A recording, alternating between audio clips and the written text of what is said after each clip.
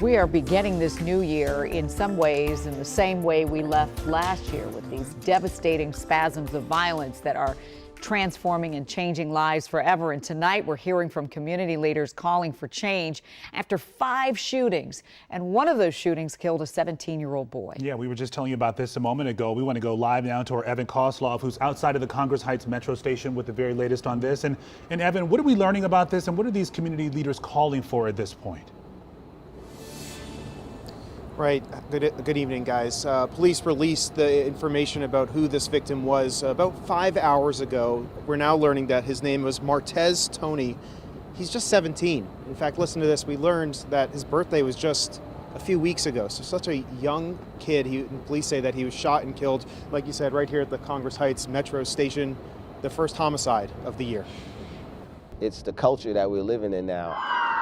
Salima Dofo, the chair of the local ANC, says he got an alert about the shooting late Monday night. I was, definitely frustrated. There had been a shooting earlier that day on the same street, a few hours apart, and I just keep asking myself, what is it that we need to do? 17-year-old Martez Tony was gunned down by the Metro.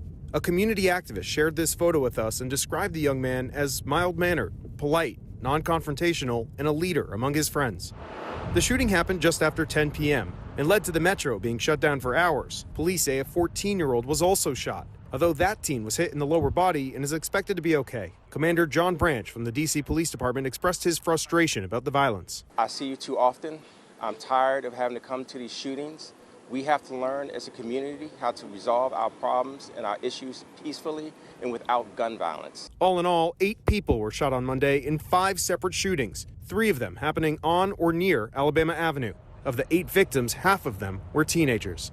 We want to be able to see our children grow into adults and experience the joys that life has. And when they're robbed of that opportunity at such a young age, it's really heartbroken. We don't want people to live in fear. Now, police are offering $25,000 for anybody who has information.